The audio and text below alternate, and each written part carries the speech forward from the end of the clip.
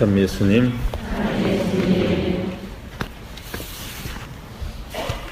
우리는 오늘 광주교구 보성본당 백남기 임마누엘 형제의 치유와 국가폭력 방지, 인간성 회복을 지향하며 오늘부터 9일 단식 기도회를 시작하려고 합니다. 그래서 이 자리에 광주교구 정의평화위원회 위원장이신 이영선 신부님과 여러 동료 사제들과 우리의 현실을 고민하는 많은 신자분들이 이 자리에 모였습니다. 우리는 이 미사를 시작으로 매일매일 기도 지향을 가지고 9일 동안 기도할 것입니다. 11월 25일 오늘은 공권력의 폭력적인 사용으로 코마 상태에 있는 백남기 임마누엘 형제님을 위해 기도합니다.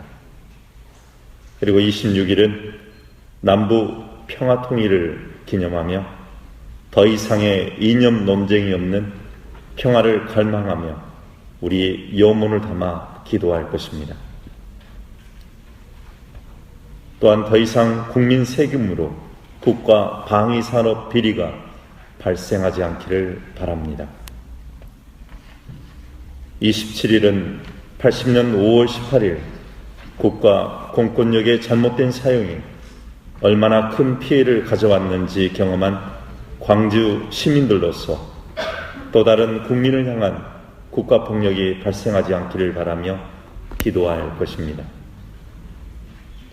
28일은 우리들의 세금이 낭비되는 일 없이 지방 재정에도 골고루 잘 사용되길 바라며 지방의 국민들도 모두 행복하길 바라며 기도할 것입니다.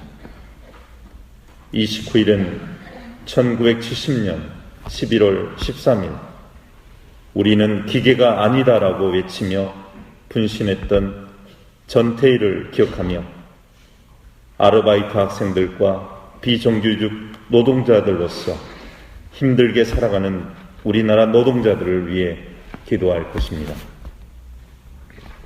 11월 30일은 진실을 말하고 참된 소식을 알리는 언론의 역할을 기대하기 힘든 오늘날의 현실에서 우리나라의 언론을 위해 기도할 것입니다. 12월 1일은 유엔이 베트남 정부에 요청하여 국정교과서 철폐를 결정했는데 왜 우리는 역사를 거꾸로 가려 하는지 그것에 대한 고민과 더불어 국가교과서 국정화 반대를 위해 기도할 것입니다. 12월 2일은 우리 것이 제일이라면서도 중국과의 FTA를 서두르는 정부 때문에 한숨만 커져가는 우리나라 농민을 위해 기도할 것입니다. 12월 3일은 교황님의 행보처럼 가난한 이들을 위해 열린 마음으로 다가서야 하고 실천해야 할 사명이 교회에 있음을 자각하며 교회 자신인 우리들을 위해 기도할 것입니다. 오늘 일독서의 내용을 간단히 살펴보면 다음과 같습니다. 벨사살 왕이 잔치를 베풀어 대관들과 함께 술을 마십니다. 선왕이었던 느부갓네살이 예루살렘 성전에서 약탈하여 온 금잔과 은잔으로 술을 마시고 싶어 고관들과 왕비들 그리고 후궁들까지 그 잔에 술을 따라 마십니다.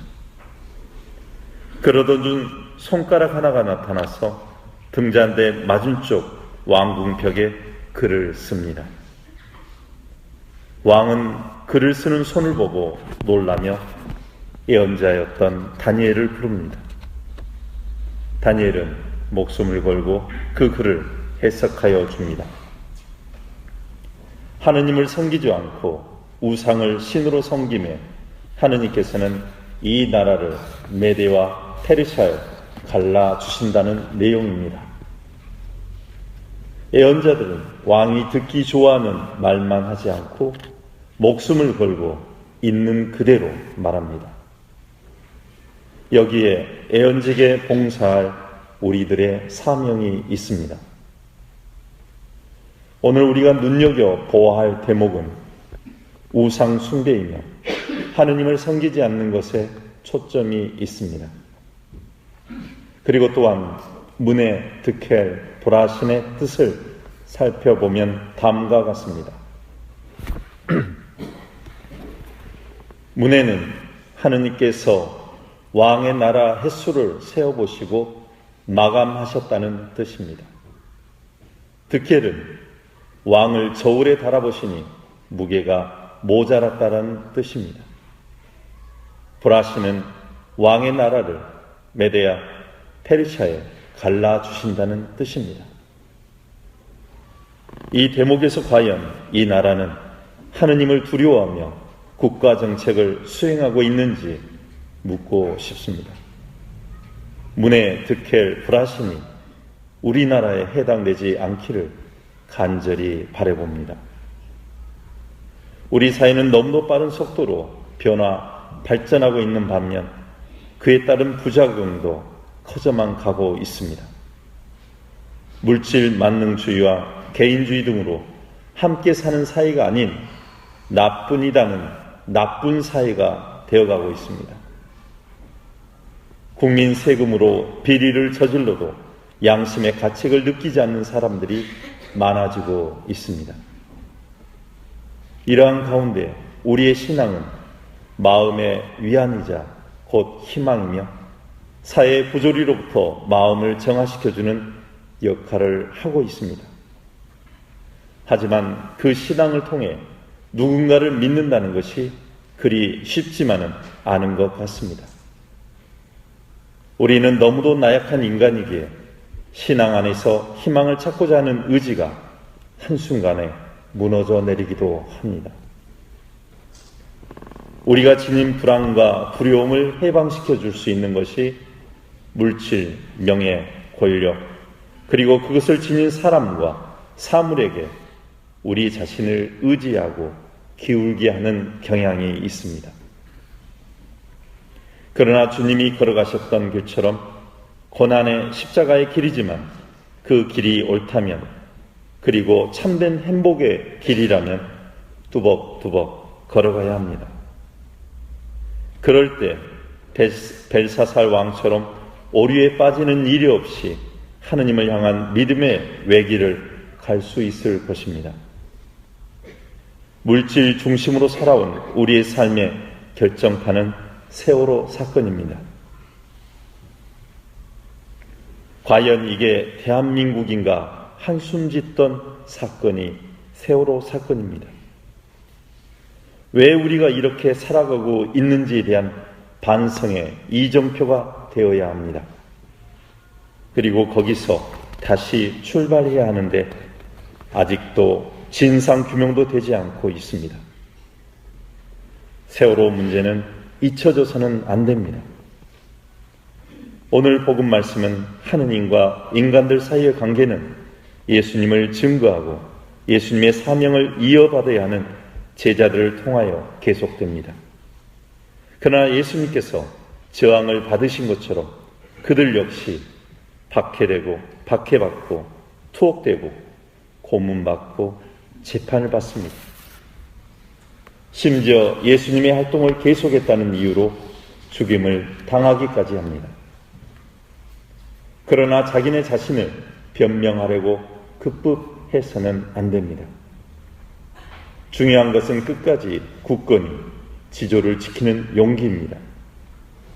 그리스도인들은 박해와 모함을 받을 때 오히려 하느님께 더 가까이 나아갈 수 있습니다. 오늘날 벌어지는 현상에 대해서도 지나치게 큰 걱정을 해서는 안 될 것입니다. 원수들은 정의를 실천하고 실현하기 위해 노력하는 사람들의 올바른 지혜를 당해내지 못할 것입니다. 그리스도인들은 자신과 가족 그리고 형제 자매들이 박해를 당하더라도 굳건하게 맞서야 합니다. 하느님의 섭리와 공동체의 연대가 그들을 떠받쳐 줄 것이기 때문입니다. 자기 목숨을 구하려고 정의와 평화이신 하느님을 포기할 수는 없습니다. 일단 진리를 깨달은 사람은 뒤를 돌아다 보아서는 안 됩니다. 아무리 외쳐도 듣는 이 없고 들어도 실천하지 않는 사람들 앞에서 무력함을 느낍니다. 이영선 신부님이 단식을 시작하면서 주교님, 저희가 할 수 있는 일이 이것밖에 없습니다. 단식하면서 연대하고, 연대하면서 함께하고, 함께하면서 기도하는 것. 세상을 바꾸는 힘은 우리에게 많지 않습니다. 그러나 깨어있음, 함께함, 연대함, 거기에 힘이 있습니다. 우리의 힘은 약하지만 하느님께서 함께 힘을 실어주신다면 그 힘은 역사 안에서 진리를 드러나게 할 것입니다. 형제자매 여러분, 광주교구라는 작은 울타리 안에서 우리의 목소리를 내는 것이 이 지역만의 목소리라고 생각하지 마십시오. 과거에 우리가 단식 기도를, 혼철폐를 위해서 단식 기도를 했을 때 전국의 모든 사제들을 연대하면서 함께 일어났습니다. 오늘부터 단식과 기도를 시작하시는 이영선 신부님과 함께 연대하시는 모든 분들에게 하느님의 축복 가득하시길 기도드립니다. 그리고 절대로 역사를 거꾸로 돌리는 일에 방관해서는 안 되겠습니다.